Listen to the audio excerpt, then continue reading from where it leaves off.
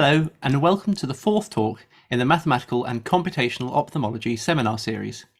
My name's Paul Roberts, and I'm a Centre Fellow in the Centre for Systems Modelling and Quantitative Biomedicine at the University of Birmingham, where I work in the mathematical modelling of the eye. I'm the creator and host of this seminar series, together with David Crabb, who heads the Crabb Lab at City University of London, and Phil Luthert, a Professor of Pathology at the UCL Institute of Ophthalmology.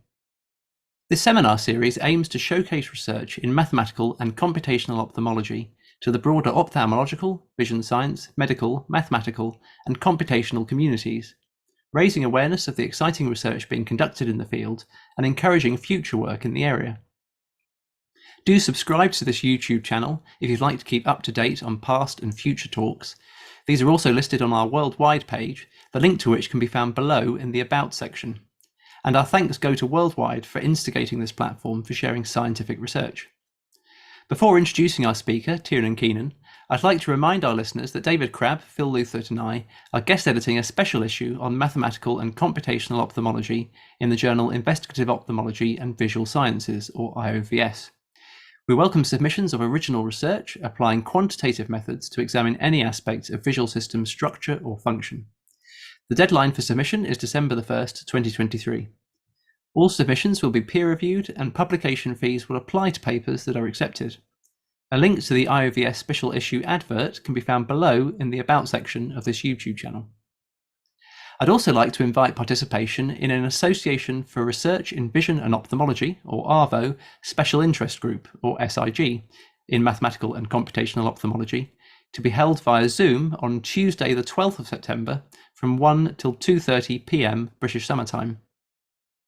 This SIG, organised by David, Phil and myself, will consist of 3 brief talks, followed by a time of structured discussion. The aim of the SIG is to bring together quantitative scientists, biomedical scientists and clinicians using quantitative methods in ophthalmology, to summarise the current state of affairs and to clarify future directions fostering new collaborations. Please do register your attendance on the ARVO website, the link to which can be found below in the About section of this YouTube channel. I coined the term mathematical ophthalmology to denote the field which uses mathematical tools to preserve vision by elucidating the mechanisms underpinning ophthalmic health and disease, while computational ophthalmology is an existing term used to denote the field which uses computational algorithms, in particular AI, to preserve vision by identifying and predicting ocular features and risks. Thus, the focus of mathematical ophthalmology is upon elucidating mechanisms, while that of computational ophthalmology is upon prediction and identification. In our last seminar, focusing on mathematical ophthalmology, Anna Pandolfi gave a fantastic talk on computational models and experimental methods for the human cornea, the recording for which can be found below on our YouTube playlist, together with the recordings of all previous talks. This week, we're switching back to computational ophthalmology with our speaker, Tiernan Keenan. If you'd like to ask Tiernan a question, then please do send these in via the YouTube chat, both during and after the talk. The talk will last for about 45 minutes, followed by 15 minutes for Q&A, in which I will relay your questions to Tiernan. So it gives me great pleasure to introduce Tiernan Keenan. Tiernan is a clinical scientist in medical retina at the National Eye Institute, National Institutes of Health. His research is focused on adult retinal disease, particularly age-related macular degeneration, or AMD. He received his undergraduate and medical degrees as a scholar at the University of Oxford, completing integrated academic clinical training in ophthalmology in the UK, including a PhD on biochemical analyses of human macular disease in relation to AMD. As a Fulbright scholar at the Moran Eye Centre, he conducted further research into AMD pathophysiology, joining the NEI as a staff clinician in 2018 following fellowship training. Tiernan has over 110 publications, his experience spanning multiple disciplines including clinical research, early phase clinical trials, basic science research, dietary research, and epidemiological and big data approaches. In the field of AI, he's harnessing the power of deep learning to perform automated diagnosis, classification, and risk prediction of AMD from retinal images, as well as cluster analysis and mediation analysis to probe genotype-phenotype relationships. He contributes to the Ryan Initiative for Macular Research, is section editor for Eye, directs the NEI Medical Retina Fellowship Programme, and has briefed the US Congress on the role of AI in retinal disease. So I'll hand over now to Tiernan to present his talk entitled Diverse Applications of Artificial Intelligence and Mathematical Approaches in Ophthalmology. Tiernan. Well, thank you so much for that really kind introduction. And yeah, more generally, thank you for the invitation to present at this seminar series, which I think is a really excellent initiative. So I'm delighted to take part. It's a great privilege, and I'll just start sharing my slides now.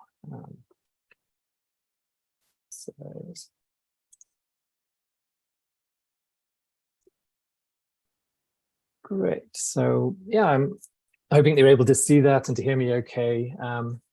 So yeah, I was aiming to try and present a few diverse examples of how we've been using AI at the National Eye Institute here in the States over the past few years, applied particularly to retinal disease and specifically AMD, or age-related macular degeneration. So yeah, my aim was to give kind of diverse examples of how we've been using AI. So you know, in the deep learning side of things, you know, trying to see if we could train deep learning models to do the kind of tasks we can already do as retinal specialists, but hopefully, you know, in an accurate, automated way. But separately, you know, elsewhere, trying to train deep learning models to do tasks that essentially we're not able to do. You know, for example, detect reticular pseudo-drusen, this important feature on particular imaging modalities where humans can't see them. And then, you know, away from deep learning, just in traditional machine learning approaches like cluster analysis, trying to see if we could use these AI approaches to, you know, probe really complex multi-dimensional data sets. So hopefully a few diverse examples for you to consider here. But because, as I understand, there may be a little, you know, bit of a spectrum in the audience, some more clinical, some more technical, I thought I'd start with a very brief introduction to what we mean by AMD and perhaps what we mean by AI. But these really will be kind of exceptionally brief, just to try and get onto the main body of the talk. So AMD, you know, the reason why it's such a big deal is, you know, as I've written there, it's the leading cause of legal blindness, really in all industrialized countries around the world. And even in, you know, less industrialized countries, it's coming to be, you know, a very important cause also. So it has a massive impact on, you know, patients, families, society. You know, as the name implies, it affects predominantly, but not exclusively, the macula, the central portion of retina, responsible for our high acuity vision, you know, to be able to read, drive, recognize faces, etc. And it comes about, you know, as the name implies, age is a big part of it. So the clinical manifestations of it, we don't really see until beyond the age of 50, 55 or so, and more commonly into the kind of 70s or certainly 80s. And genetics certainly plays a part. It's usually not directly inherited. It's not a kind of single gene situation. Instead, there are various genes influencing risk, you know, to be higher or lower. And then environment, you know, as always, is an important factor, particularly things like smoking or diet that can influence risk. So there's a complex interplay between those factors in determining, you know, any individual's risk of AMD. And this is what the condition can look like through its various, you know, stages and forms. So these are just simple color photographs of the back of the eye, color fundus photographs. You know, and if we imagine an individual, let's say in his or her 60s or 70s, you know, towards the left of the screen with early AMD, this is how that individual might progress over the course of years or decades even towards the right of the screen. You know, earlier on, early or intermediate AMD, luckily there's very little in the way of symptoms, but it's at these stages on the right, the advanced AMD stages, where there's very severe symptoms and a very real risk of rapid progression to central blindness. So, you know, earlier on, we're looking for these particular clinical manifestations, these drusen that are characteristic of AMD. So they're a little smaller in early AMD, a little larger in intermediate AMD, and we start to see other forms of the disease like pigmentary abnormalities, little black spots. You know, and those earlier stages were always interested in trying to not just detect AMD, but to see exactly where someone is on this severity classification, and also to try and predict, you know, if and when that individual is likely to go on to these advanced stages. You know, because, for example, the wet form of neovascular AMD, we need to diagnose it and treat it very promptly. And if not, you know, it goes on to the disc-form scar that's shown on the top right of the slide there, which, you know, at that point is really irreversible legal blindness centrally in that eye. So yeah, the top form is neovascular, a wet form of advanced AMD, and the bottom form is the dry or atrophic form of advanced AMD. And in that bottom dry or atrophic form, you can see a kind of, you know, roughly circular patch of retina that's degenerated. Unfortunately, all the photoreceptors in that area have died, so that will correspond to a, you know, profound blind spot near the central vision. And not only does that come in advanced dry AMD, it also relentlessly enlarges over time. taking more and more vision with it. So I'll return to some of those aspects of the disease, but that's just a very brief introduction to AMD. And again, really, a very brief word again about AI. As the kind of photograph on the left of the screen, it indicates it's actually been around in some respects for a good few years or decades even. But it's a kind of massive increase in computing power in the past few years, together with the growth in large data sets that we often need to train deep learning models, that's led to this massive renewed interest in AI, particularly in the form of deep learning. And what do we mean by these terms? There are many definitions, but essentially with deep learning, we're talking typically about computing power arranged in convolutional neural networks or other similar architectures. And it turns out that computing power arranged in that way is really good at learning by example. So if we give enough examples of a task, images with accompanying labels, usually the neural network is able to figure out for itself how that task can be done, without us having to necessarily specify how the task needs to be approached. And so, as I say, the building block typically for deep learning is convolutional neural networks that look a little like this. So the building block will be the artificial neuron. And of course, we borrow some of the vocabulary from the central nervous system, the biological neuron. So we have inputs. These are just numbers. They're combined together in a weighted way, and it's those weights that are the learnable parameters that change during training. And they're combined to undergo a mathematical function and forming another number, the output. But then, of course, the output becomes the input to many other neurons. So we connect them together in large networks, a little bit like this, but much, much larger. And as I say, it turns out that computing power arranged in that way is really good at doing tasks that, traditionally only humans would be able to do. So as I say, very brief words of introduction, and I wanted to move on to the main body of the talk. I don't think I'll have time to get to all of these, but I'm going to start by talking a bit about some, work we've been doing in AMD, applying deep learning models over the past few years. And this is, trying to detect AMD, trying to do some severity classification, and possibly even trying to look into the future to predict risk of progression. For start, why would it be helpful for us to try and do these things? If we can train deep learning models to be even more accurate than we are as retinal specialists, that could be great. But I think actually the second point is probably the more exciting one. It's a way of potentially reaching many, many more, thousands or even millions of people. We have a very limited number of retinal specialists. There are hundreds of thousands of people walking around with early or intermediate AMD who don't know about it yet. And if we can safely, fairly integrate AI into our workflow, we can potentially reach many more people in different settings. Many other kind of use cases that we tried to set out in this white paper that I've listed here. So in this particular work, which we call Deep Sea Nets, in this case, we were trying to see if we could train deep learning models to do the kind of things that we can already do as retinal specialists, but hopefully in an automated and an accurate way. So, to kind of represent the patient in front of us in the clinic, I have here a pair of color fundus photographs, the right eye at the top and the left eye at the bottom. And if we imagine that's the patient in front of us in the clinic. We have, many, many tens of thousands of these kind of images, luckily through the AREDS, the Age-Related Eye Disease Study, which is a very large study of over 4,000 individuals with a whole spectrum of AMD severity followed for about 10 years.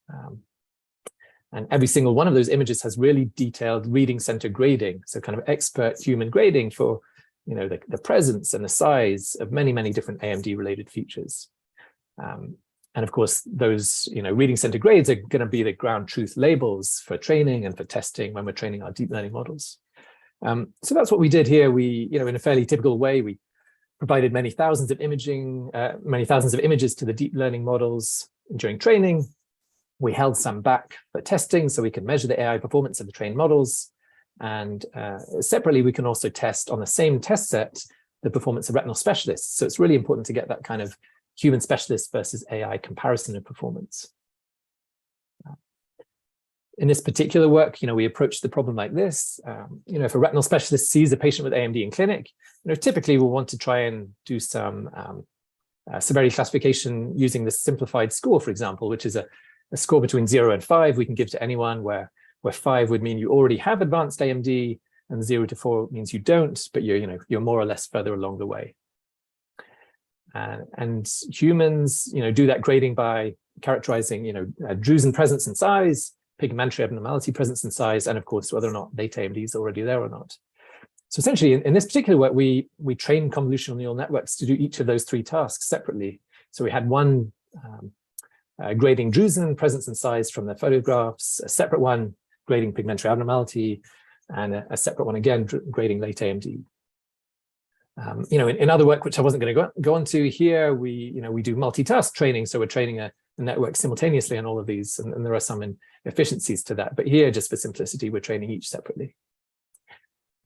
And so when we train them in that way, and we test their performance on the kind of holdout set of test images, here's the AUC performance of each of those three neural networks on each of those tasks. So we see, grading large drusen presence or absence. We see an AUC, close to 0.95, and we see pretty similar numbers for each of the three tasks. And that AI performance is represented by the blue line on the ROC curve here, and the equivalent performance by human retinal specialists on the same test set is shown by the red dot. So essentially, we can see that, typically AI performance not only meets, but often substantially surpasses that of, human retinal specialists. So if it can do each of those tasks, unsurprisingly, it can put the scores together and calculate the ARID simple scale between 0 and 5, not only as, but even more accurately than retinal specialists. So there's a relatively simple task, just, considering one moment in time. AI models can certainly be trained if we have enough images and good accompanying labels to do these kind of tasks that human retinal specialists can do. But can we go one step beyond that? Can we use deep learning models to try and actually look into the future? So every time we have a patient in front of us in clinic, we want to know not only, what disease stage is present now, but how that will play out over the coming years. Can we use AI to help us look into the crystal ball in a kind of personalized medicine approach for each patient? And that's what we wanted to do in this further work, deep CNET prediction. Sometimes we want to make predictions over a short time course, what's going to happen in the next few months. Sometimes, we want to know what's going to happen over the next decade. So we wanted to train a model that can work over a really wide interval. We can train models, we can report performance of the AI system in a bit of a vacuum, and those numbers may look really good. But I think it's more helpful if we're always able to compare AI performance with existing, standard of care, the best possible human performance we have. And so that's what we try to do here. We, when we're trying to make predictions of AMD progression, so someone who doesn't already have advanced AMD, what's that person's likelihood of developing late AMD? These are the two approaches we typically use. The ARID simple scale score was the one that I was mentioning earlier, because if you put someone on the scale between 0 and 4, each of those levels on the scale has a different 5-year risk of progressing to late AMD associated with it. So it's quite a simplistic system. It works only at the 5-year interval. It has some other disadvantages, but at least it's a way of making predictions. A slightly more advanced way, if we have access to it, is this advanced AMD online calculator. We put in some of those drusen pigmentary abnormality features and a couple of other features. And this one can work over a much wider time interval. But this and the previous approach are still totally limited, obviously, by access to a retinal specialist and by the accuracy of that specialist, because it's actually quite hard to do some of those drusen and pigment grading tasks. So it'd be great if we could use AI to open up that accessibility. So we've got our two existing kind of human clinical standards of care for making predictions, and we created two different AI approaches using deep learning. Essentially, we broke the problem down into two parts. So we've got the patient in front of us represented by the pair of color-funded photographs. And in one of the iterations, so-called deep learning grading, we had the convolutional neural networks extract features from those photographs, and it's those ones I was talking about earlier that we know are predictive, so drusen size, pigmentary abnormalities. And those features are fed into a survival model to generate predictions, and we can see whether or not that lines up with whether or not someone did actually progress and when it occurred.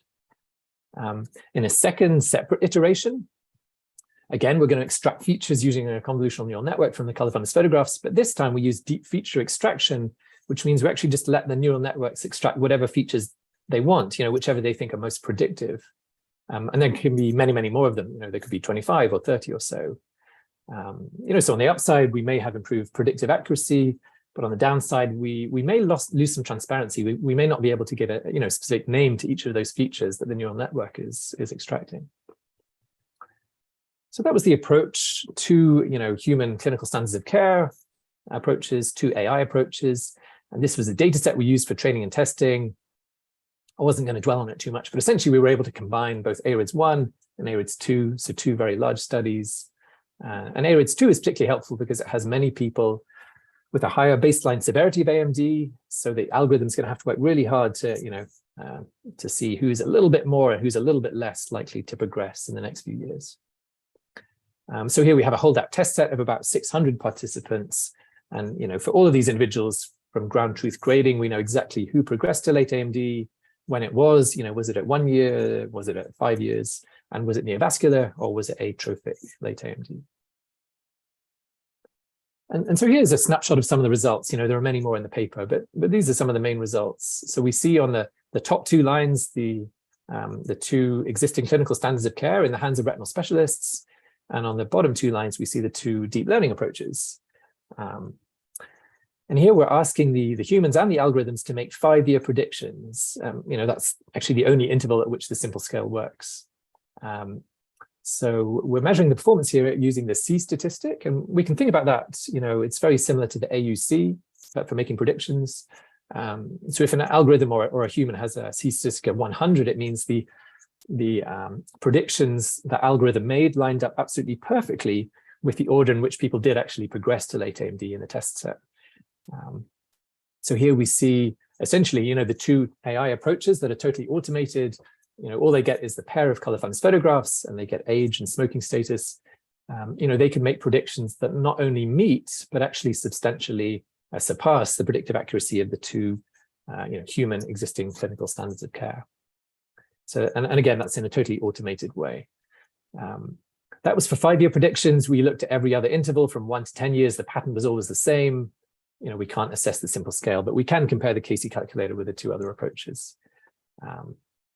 That's for late AMD overall. We can also ask the algorithms to predict, is this person more likely to get neovascular AMD or more likely to get geographic atrophy? And it turns out the AI approaches are good at both types of predictions. They're particularly good at predicting progression to GA, which is actually, I think, really helpful. A lot of our clinical trials are particularly interested in that at the minute. But even for neovascular AMD, they do well. And all of this is without any additional information. In many other experiments, we can provide detailed genotype data. We can withhold that. We can see how the accuracy changes. We've done external validation, and all of that is described in the paper, but I don't think I have too much time to go into now. And finally, we put all of that work together into one, user-friendly desktop application. So, if you upload 2 color fundus photographs, it gives you automatically in a few seconds the presence of AMD, the severity classification, and then it moves on to the prognostic risk prediction. And we try to do this as transparently as possible. So, if you disagree with the grading, you can actually change it yourself and see how that affects the risk prediction. So sometimes, it's fun to show that working in real time. It works on just standard computers, but I think I'm going to have to press on. So that was just a snapshot of some of the work we've done in AMD. There's many other papers, different tasks using different imaging modalities, multitask training, external validation, that I don't think I have time to go into. But I will just say at the bottom here, we always try where possible to make the trained models and the underlying code freely available at GitHub. And this is just for research use only. So you'll see that for deep CNET, for deep LensNet, some cataract work, and deep GANet work. It's an approach to geographic atrophy detection and characterization from OCT imaging. Yeah, I'm going to skip the cataract side of things, I think, unfortunately, because I just have too much to talk about, and move on to another retina topic, and this time talking about reticular pseudo-drusen or RPD, which we're learning is, is a more and more important feature of AMD that we hadn't appreciated back, a few years ago. So here, yeah, we're interested in whether or not it may be an additional risk feature for progression to late AMD, besides the ones we already know about, which, drusen and pigmentary abnormalities. The reason we're only appreciating it a little more recently is that it's a difficult feature to image. It's usually not present when we just look at someone on a slit lamp or take a color fundus photograph. Usually we have to use complex imaging modalities like fundus autofluorescence is shown here. We see this kind of like leopard-like pattern. So those scales, those risk calculators I was talking about a moment ago, all of those are really based on just those 2 main macular features, the traditional drusen and the pigment. And so, we're interested if RPD is an additional one, we could get improved accuracy and learn a lot more about the disease. There've been a couple of analyses try to look at whether it's a risk factor, but the trouble is it often coexists with the other features. So it's difficult to understand what is the independent excess risk of late AMD conferred by RPD. We really have to carefully take into account, which other features are coexisting with it in that particular patient. So that's what we were trying to do in this study. And I've just pulled up a patient from our clinic who I think tries to, exemplify this quite nicely. This is a really unusual situation where we do actually see the reticular pseudo-drusen very, very clearly on the color fundus photograph. And so that helps us to see we've actually got two separate populations of drusen in this one eye. We've got the more traditional drusen, the large soft drusen here, and the temporal macula. But elsewhere in the macula, we have these smaller RPD. And certainly we see them more clearly on other imaging modalities like infrared here. We see these kind of target-like lesions. And certainly we see them on OCT, where even just this one scan, we can see here the RPD, and here looking very different, the soft drusen. So obviously the question arises, is this individual at higher risk of progression to late AMD because of that second additional population of drusen, or not? Is the risk already well captured by the soft drusen status? And so that's what we were trying to get at in this study. And certainly we could turn to AREDS2, a more recent study, because it did have some of the more modern imaging modality methods like fundus autofluorescence. So we do have reading center grades for RPD status. But the trouble with AREDS2 is, as I was mentioning earlier, it's very concentrated in the high baseline severity spectrum. To really understand this question, we need people with only small drusen or only medium-sized drusen, and they're not present in AREDS2. So ideally, we'd like to look back at AREDS1, but the problem there is because it was a little older, it was conducted only with color fundus photography, and there we can't see RPD in the large majority of cases. So that's where we turned to AI in this second example of how we can use deep learning. So we were trying to train deep learning models to do this kind of detection, some of which humans can do, especially people very interested in RPD who spend a long time trying to detect them from FAF images or infrared, but some of which humans can't do, particularly on color fundus photographs.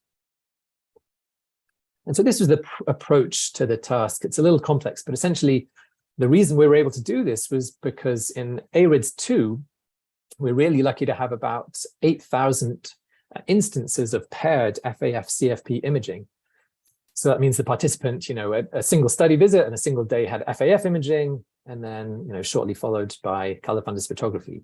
And those image pairs are really valuable because, of course, then the FAF image can go to the reading center and it can be graded, and we can have that label for RPD status. And that label obviously can be applied straight back to the FAF image, but it can also be applied to the other member of the pair. It can be applied to the CFP image, even if on that CFP itself, we couldn't tell whether or not RPD were present. So multimodal imaging and label transfer, I think, are really powerful techniques in deep learning. So on the training side, in the more simple task, we can feed many FAF images to a neural network. We can provide accompanying labels for RPD status from those FAF images, and we can see if it's trainable to the point where it can detect them on its own. But separately, we can also feed the color fundus photographs alone to a network separately. And there we can provide the labels for RPD status, and we know they're accurate because they came from the FAF images, even if the neural network is not seeing the FAF images itself at this point. And so when we did that, we found, we could train networks to detect RPD status from FAF images, certainly with really high AUC, is at 0.96. But we can also actually train them to detect RPD from color fundus photographs. And certainly it's not perfect. It's not as good as with FAF images, but the AUC there is about 0.8 or so. We actually improved on that in this second subsequent paper. And here we were now using multimodal multitask training instead. I wasn't going to dwell on this too much, but the main difference was, when we were training the neural networks in the previous paper to try and predict RPD presence from color fundus photographs alone, then all the networks had seen during training was the color fundus photographs. It was different in this approach. During training, we provided the FAF and CFP images as pairs. So even if the final model is going to detect RPD from CFP alone, I think the fact that the FAF images were also present during training helped improve the kind of shared representation of the neural network, and it improved the final performance. So yeah, that's multimodal training. And now when we ask the CFP only model to detect RPD, its AUC is closer to 0.9 than 0.8. And it really had very, very good external validation as well on the Rotterdam data set. So that's, that's powerful now. We can now take that algorithm and apply it to AREDS1, where all we have is color fundus photographs, and it's a study that can never really be repeated on that size and scale. And that's exactly where we want to kind of answer these questions about, is RPD a risk factor or not? So with those RPD grades now on all AREDS1 participants at all time points, we can now perform proportional hazards regression analyses, seeing people who don't have late AMD at baseline, what's their risk of developing late AMD over time, and how does that vary according to RPD status, but also taking into account the other features simultaneously. And so when we do those kind of analyses in AREDS1, we find even when we take into account, the other features, the drusen and pigment, RPD presence still has, a big increased risk of progression to late AMD for those kind of eyes. It more or less doubles the risk on top of whatever risk you already had from your, existing traditional features. Yes, so as you see there, the hazard ratio is 2. It's actually a little more complicated than that because, in the proportional hazards model, if we include an interaction term between RPD status and severity scale status, it turns out to be significant. So that's telling us that the excess risk of late AMD conferred by RPD presence differs a little bit according to where you are on the severity scale. And if we explore that with stratified analyses, here at the top, we see people with less severe AMD, so less in the way of drusen and pigment. And here we see towards the bottom people with more in the way of drusen and pigment. And here on the x-axis, we see the excess risk of late AMD conferred by RPD. We see it's a little higher at lower levels on the scale, and vice versa. It's a little lower at higher levels on the scale, where I think risk is starting to be a bit saturated here. But broadly speaking, across all levels in a weighted way, it's kind of ×2 risk or so, and it certainly increases risk at all levels of the scale. That's late AMD overall. We can ask the same question about neovascular versus atrophic late AMD. Our traditional risk factors, drusen and pigment, tend to increase the risk of both subtypes in a pretty equal way. Actually, it turns out that's not the case for RPD. It does increase the risk of both subtypes, but it kind of disproportionately increases the risk of progression to GA. So again, so many clinical trials and so much of our interest at the moment is trying to tackle GA. So I think for any risk calculator, we need to take RPD status into account. Of course, this is all expressed in relative risk. These are hazard ratios. It's also helpful, I think, in a kind of complementary way to look at absolute risk. And so we can do that with these Kaplan-Meier plots. But I think in the interest of time, I'm going to move on. So, there were specific conclusions for that, specific research question, but it was more to give the idea of how, we can treat, we can use deep learning together with multimodal imaging and label transfer to really add a new dimension to a historical data set for a study that can never be, never really be repeated, like AREDS1. Okay, so I was going to move on to the next topic to stay a little bit with reticular pseudo-drusen, but now talk about a different AMD stage. So in the past, few minutes, we were talking about someone's risk of getting to the point of late AMD and geographic atrophy. But now I was going to move on to talking about when someone already has geographic atrophy, and we become more interested in the rate of expansion of that geographic atrophy. So I'm going to talk a tiny bit about deep learning here, but more, talking about mediation analysis as a helpful mathematical or statistical tool.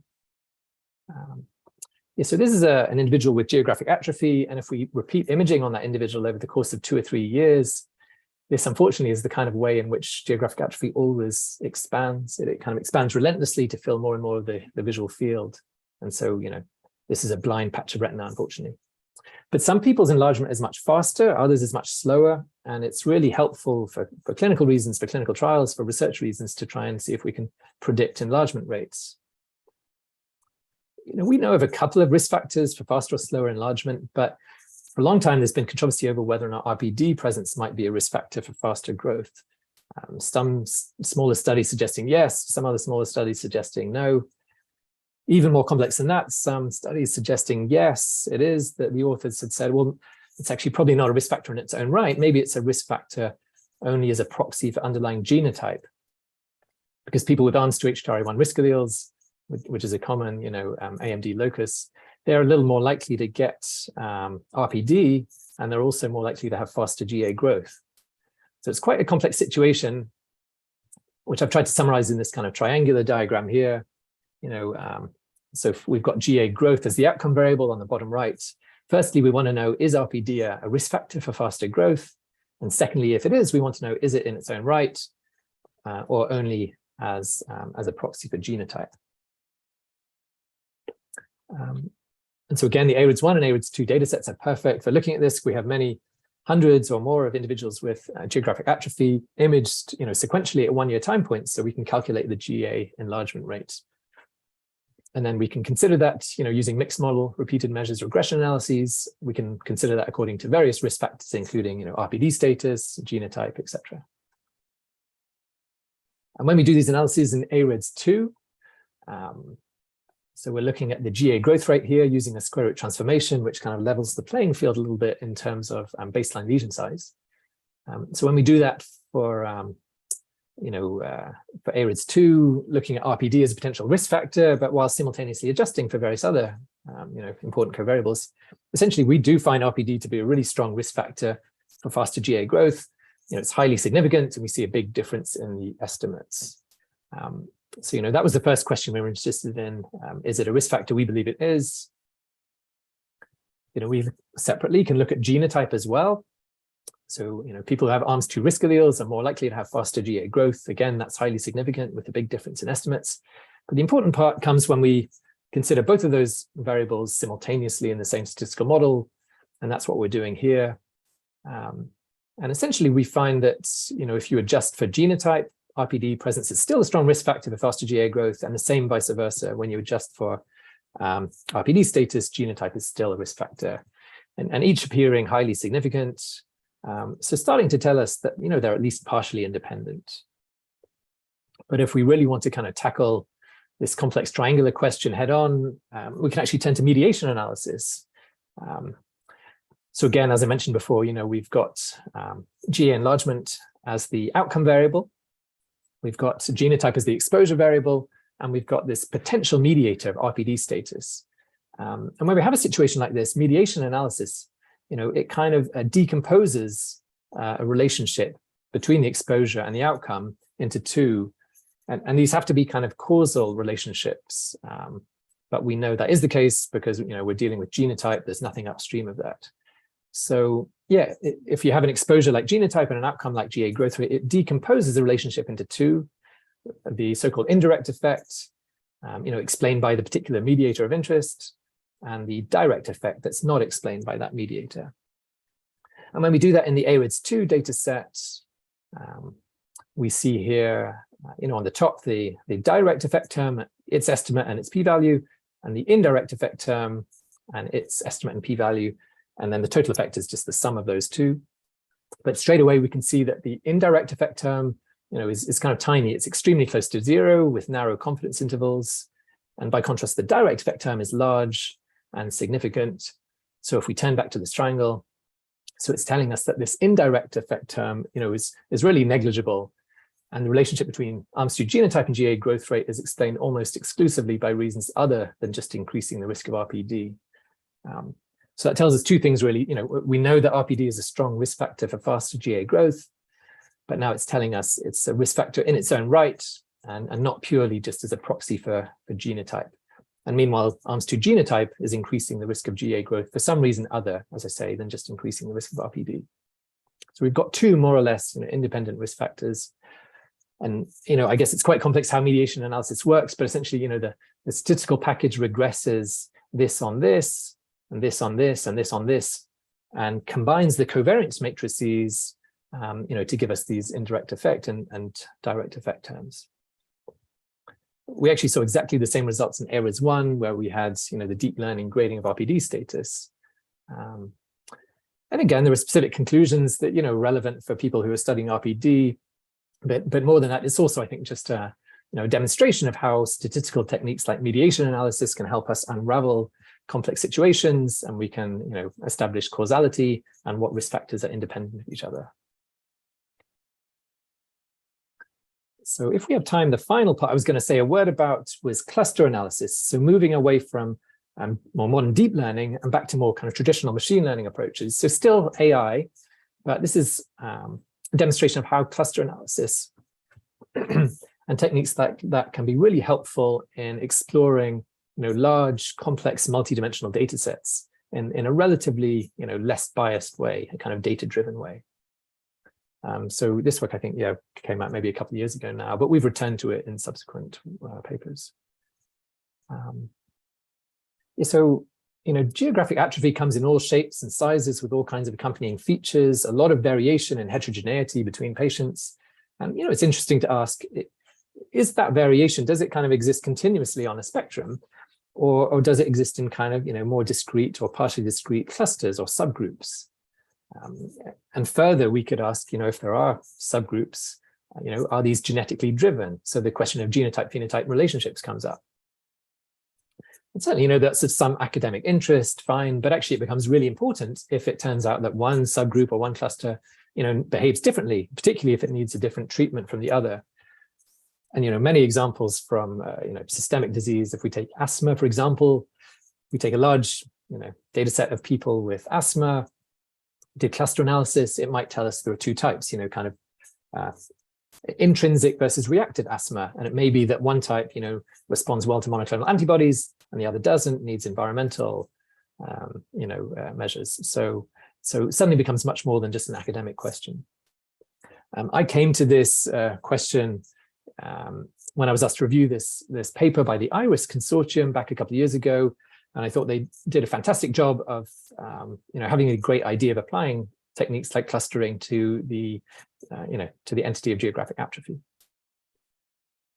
So a little like I was explaining earlier, this is in the introduction, they asked these questions, we can get GA through different genotypes. That's certainly true.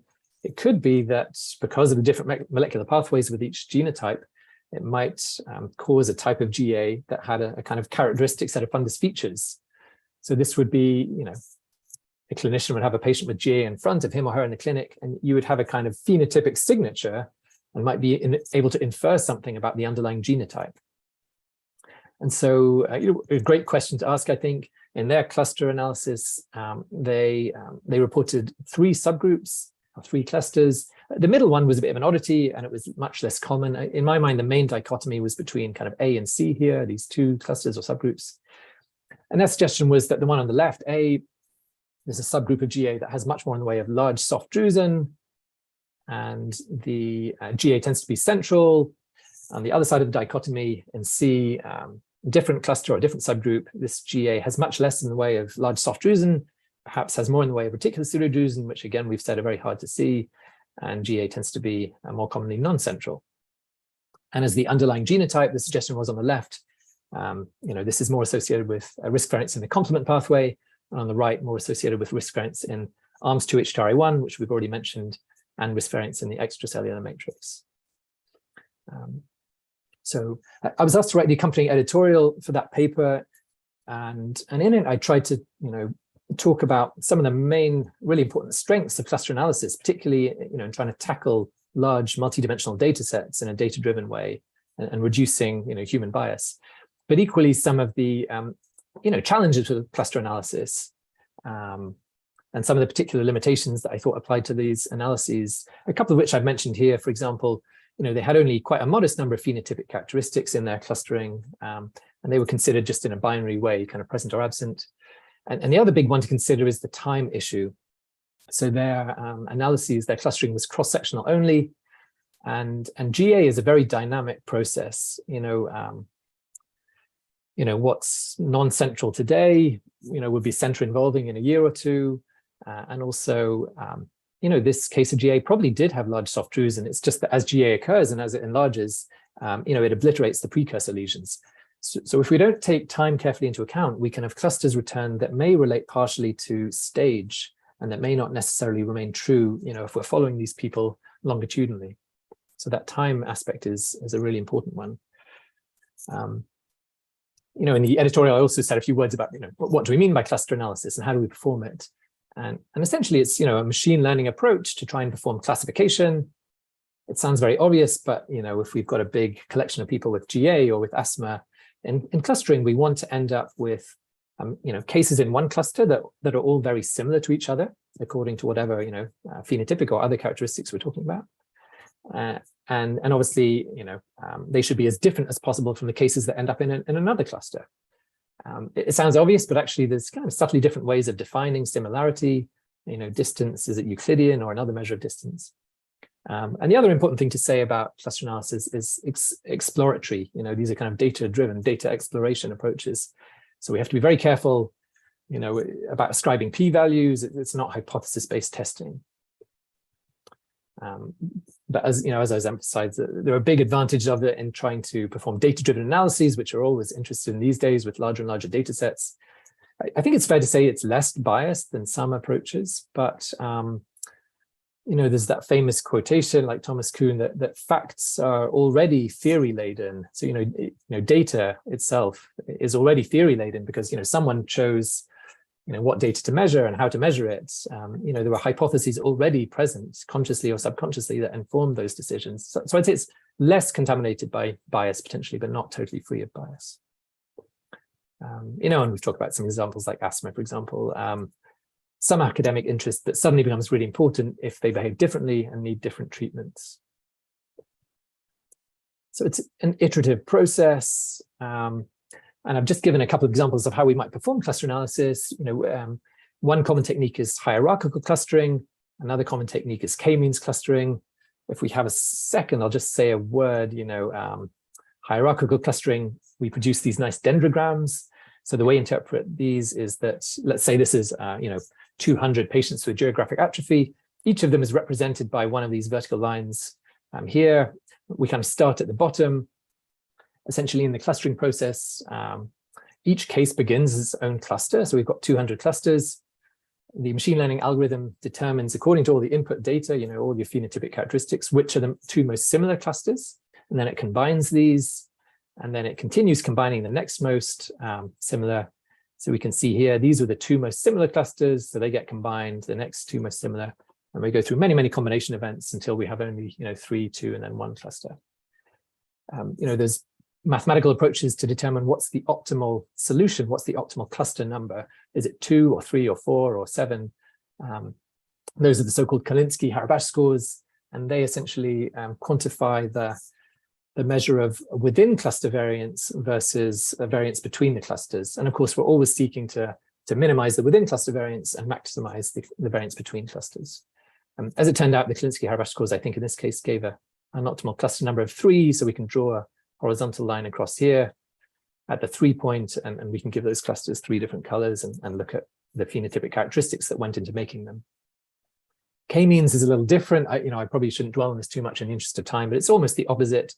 The algorithm goes through these sequential reassignment and recalculation steps to find the optimal solution. Again, I could show how we've done this in ARIDS2. I may move on quite quickly. It was more just to talk about the principle of clustering, but I thought maybe we could try and use the large ARIDS2 data set of patients with GA to overcome some of the limitations I thought applied to the previous paper. We had about 600 cases. We did do cross-sectional clustering, but in this case, I tried to pick cases at a relatively equivalent point in time, early on in the life cycle of GA. And then separately, I did longitudinal clustering, and then it would be interesting to see whether the results were similar to each other. I also tried, as input characteristics to choose a much larger number of phenotypic characteristics, about 14 or 15 of them, and to try and approach them as quantitatively as possible, rather than in a binary way. And I did build in some hypothesis-based testing, but you have to do this carefully. You do the clustering, you fix the solutions without inspecting them perhaps, and then you apply hypothesis-based testing in a pre-specified way afterwards to try and look, for example, at genotype-phenotype relationships. And these are all the phenotypic characteristics, and very importantly, we had, with longitudinal data, the opportunity to include GA growth rate, which is a really key feature. I won't dwell on this, but, when we do cross-sectional clustering by k-means or hierarchical clustering, we found an optimal cluster number of 2. Well, if we leave out the really tiny ones here again, optimal cluster number of 2. Did they differ by soft-drusen versus RPD or central by non-central? Actually, they didn't. They differed mostly by configuration and together with GA growth rate. And then it'd be interesting to see if we do the longitudinal analysis, is this still the case? Is this configuration something that remains true over time, or does it kind of disappear in the wash? And actually, when we did longitudinal clustering, again, we found an optimal cluster number of 2, but this time it's quite a different result. One of the clusters had people with positive smoking status and faster GA growth, and the other had people with negative smoking status and slower GA growth. So again, in all the analyses we didn't find any replication of this dichotomy between soft-drusen RPD, central, non-central. And the same in genotype-phenotype testing, we didn't find strong genotype-phenotype relationships. We did that multiple ways, including a Grand-Mantell test and by clustering in both directions. So again, some specific conclusions there to do with geographic atrophy, where we think it probably exists more on a phenotypic spectrum continuously rather than in discrete subtypes, with separate genetic etiologies.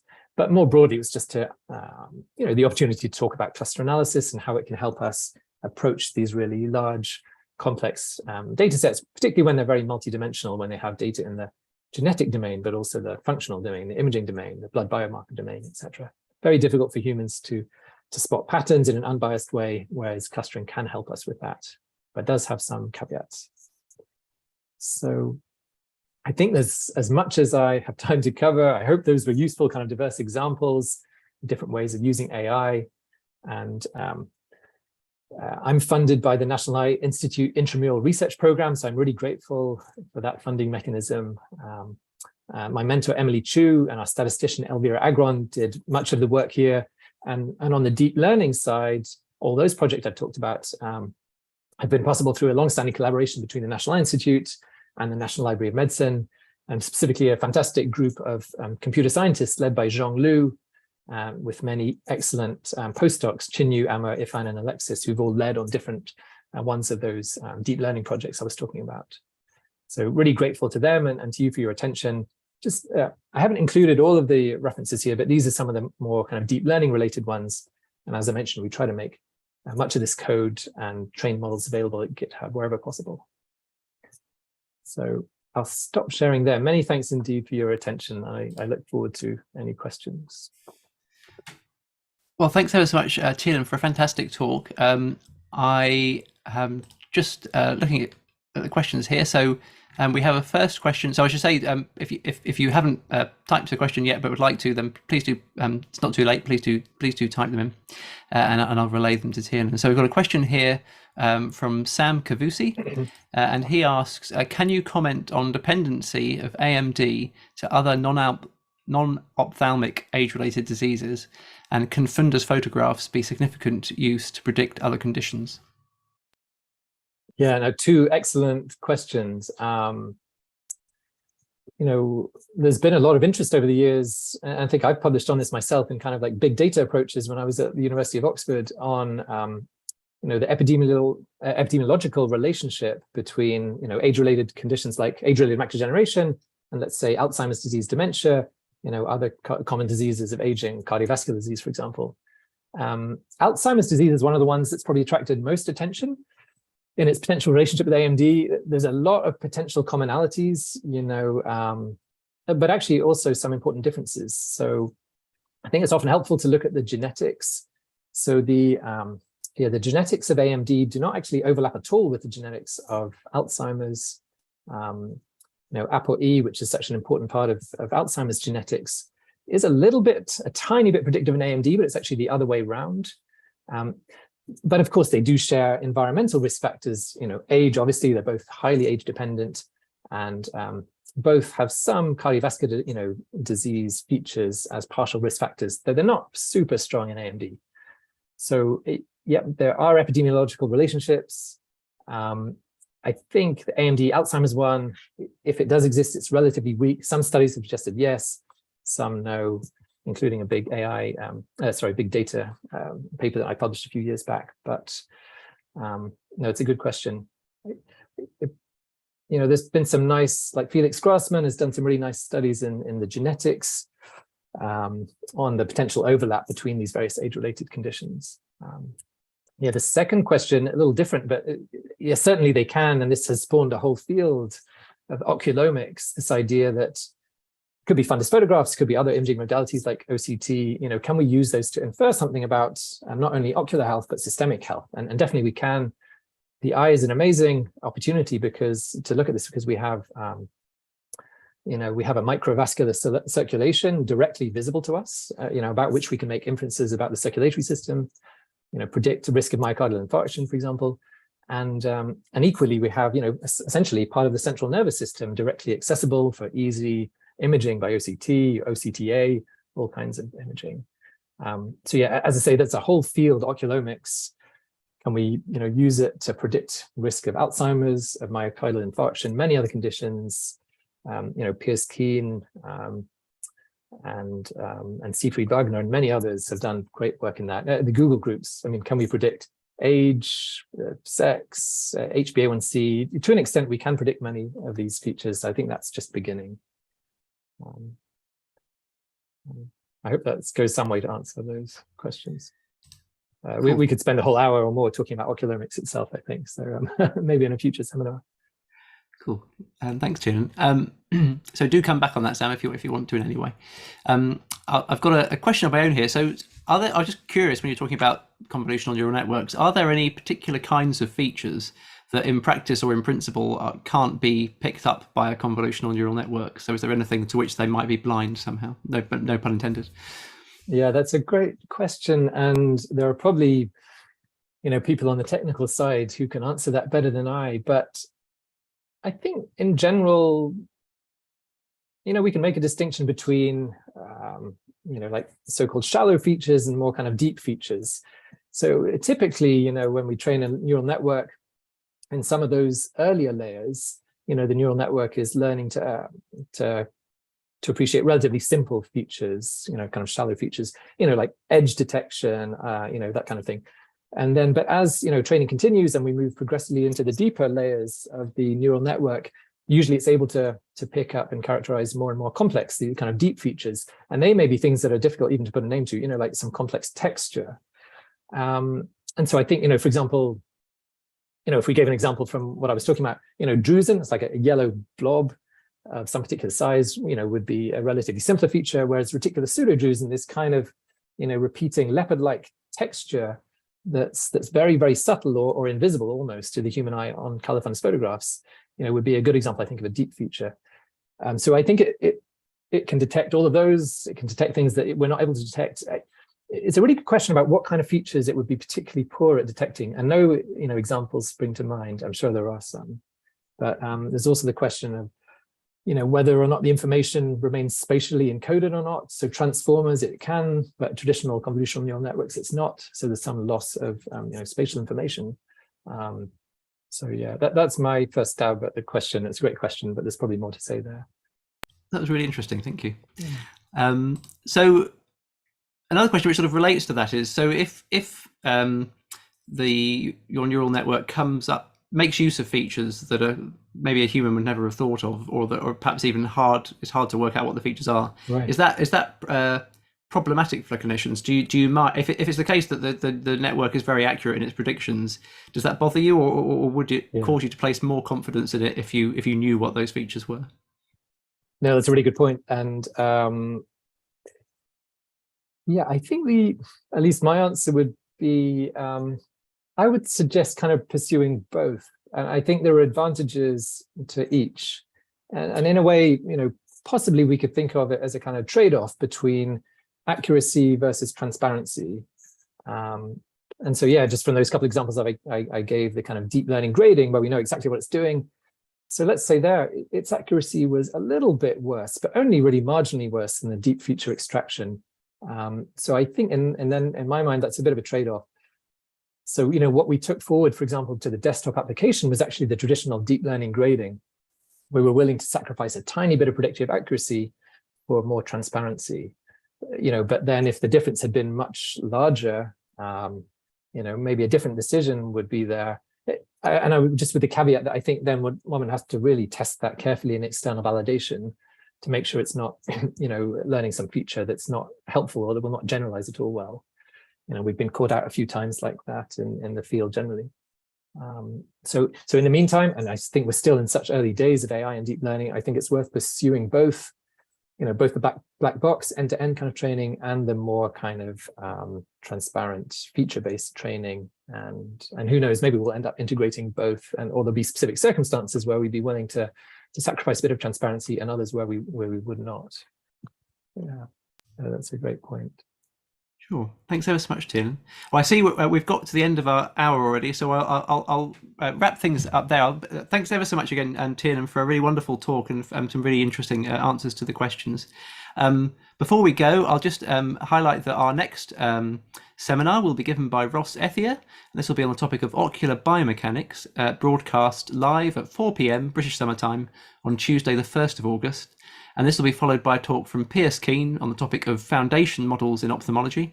And this will be broadcast live at 1 p.m. British Summer Time on Wednesday, the 6th of September. Further details for all future talks can be found on our worldwide page, the link to which can be found in the About section of this YouTube channel. And do also subscribe to this YouTube channel if you'd like to keep up to date on past and future talks. So thanks again to Tiernan. Thanks to you for listening, and see you next time on Mathematical and Computational Ophthalmology. Goodbye.